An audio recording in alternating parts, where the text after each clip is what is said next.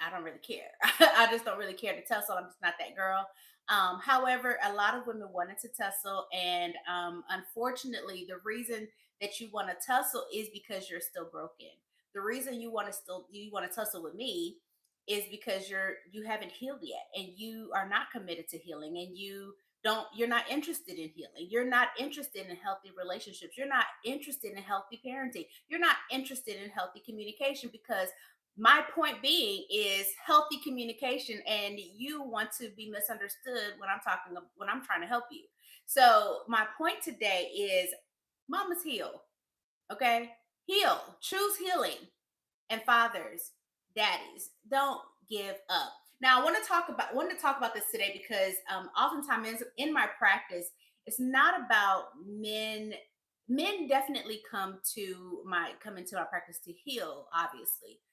However, one of the biggest struggles that I see with a lot of fathers is that they want to give up because the fight has gotten too tough.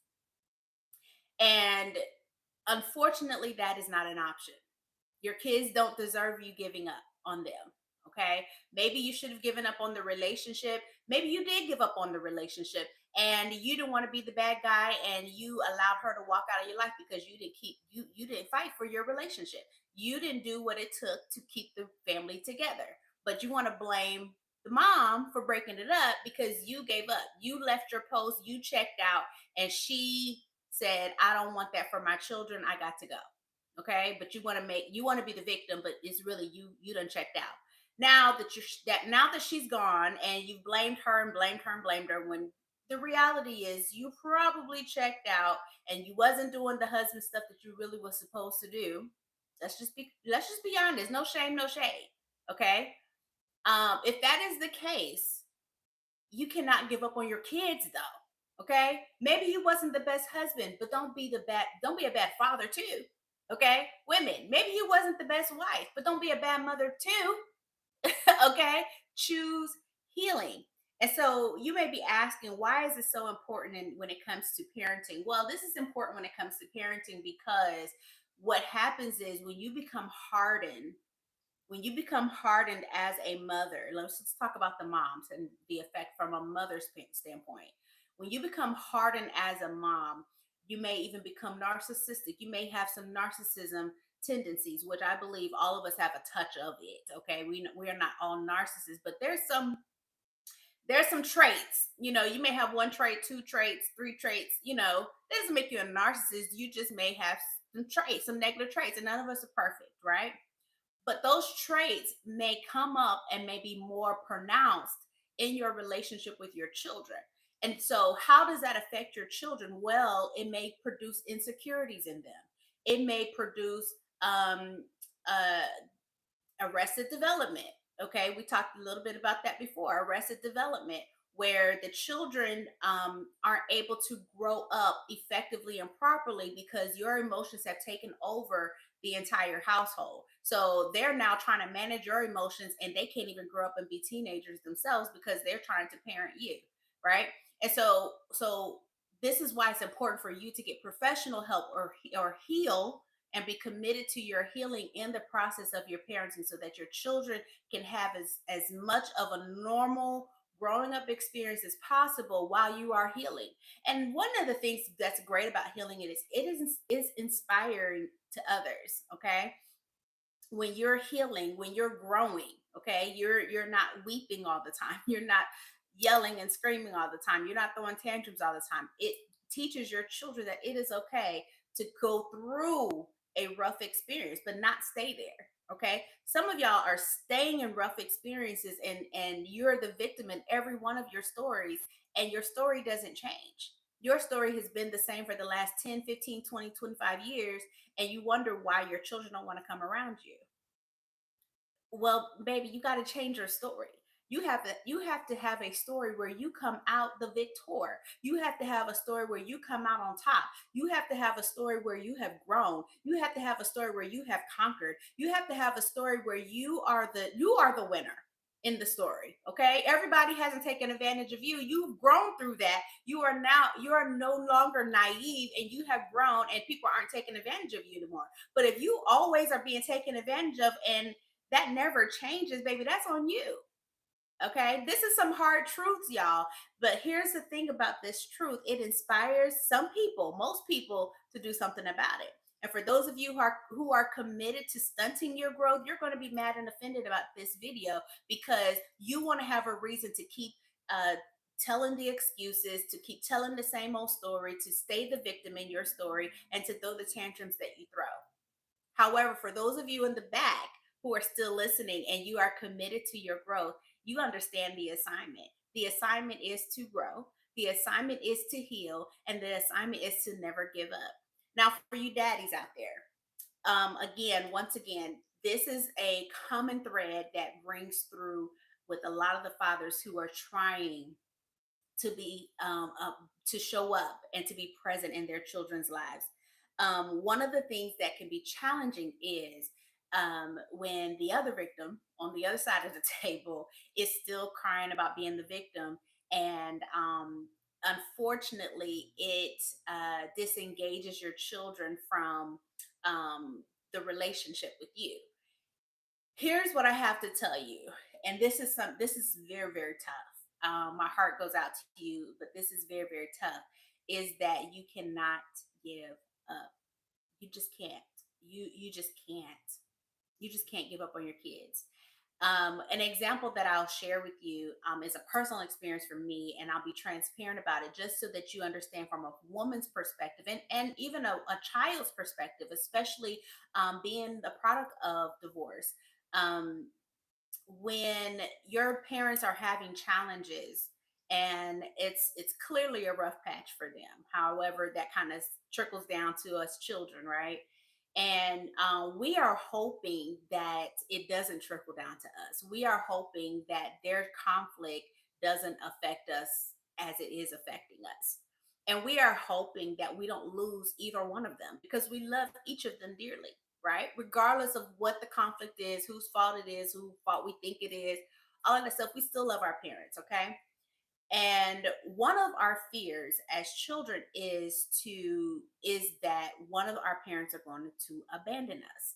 And unfortunately, in a lot of cases, that does happen. When a breakup happens between the mother and the father, somebody abandons the children. They don't co-parent because they can't stand the other parent, and the father gives up or the mother gives up. Here's my encouragement to you from a child's perspective, even though I'm full grown, okay? And because I'm full grown, I'm very, very passionate when talking to parents about this particular topic, is that you cannot give up on your children. Because let me tell you something, those of you that are believers understand what I'm saying. The enemy is going to come in with his lies and try to destroy your children because he's already destroyed the relationship between you and between the mother and the dad. Okay, so he's going to come in and try to destroy the children, and which is really his target all along, because that is a generation who is going to conquer him and who's going to defeat him, and he doesn't want that to happen, right? And so he's going to come into all of these lies to your children, and if you basically fulfill the lie, you assisted the devil. Okay, I'm gonna say that again because that was just revelation right there. If you fulfill the lie that the devil done told your sons and daughters, that you're gonna abandon them, that you don't love them, that you're gonna forget about them, and you actually do abandon them and you give up on them in spite of how tough it is, you've just assisted the devil and fulfilled his lie. And so my encouragement to you is, don't do that. Make the devil a liar and show up for your children. Fight for your children. As a matter of fact, if you're in a rough patch in your relationship, fight for your relationship. Do what needs to be done. Okay? I know it's easier said than done. I'm on this side of the camera and you're over there in a tussle. Okay? Here's what I'm here to tell you. Show your children that marriage isn't perfect. Show your children that relationships aren't perfect. But in spite of the relationship being imperfect, you serve a perfect God. And God has given you the ability, He has given you the tools, He has given you what you need to sustain. Now, if the relationship falls apart and it goes astray or whatever, I get it. No shame, no shade. Here's what I can tell you though. Just because the relationship didn't work doesn't mean that your children have to be destroyed in the process. And with that being said, listen, heal. Take the time to heal. Don't drag all of that drama into your next relationship. Don't drag all of that drama into your relationship with your children. Don't drag all of that drama into just your life period and become a bitter old man and bitter old woman. Heal. Number two, don't give up. Don't give up on your kids. Don't give up on the relationship with your children. Don't give up on God. Listen, because even though that relationship didn't work, they lost. Okay? God didn't give up on you. And I'm not saying God didn't give up on them. What I'm saying, because you're sitting here listening to me, God didn't give up on you. And if they left you and things didn't work out or whatever, God bless you. Move on. Move along. Okay. But as for me, I've got to do what God has called me to do, and that's to be a mother, and that's to be a father. And I'm going to still do the best I can to be a mother. You cannot, nobody can take that away from me. Listen, like the old saints used to say, and I still say it today. People wonder why I still have so much joy in spite of what I've been through. Listen, the world didn't give me my joy, and the world can't take it away. You didn't give it to me, and you can't take it away. You didn't give me my peace, you can't take it away. Listen, don't let anybody take it away from you, especially if they didn't give it to you.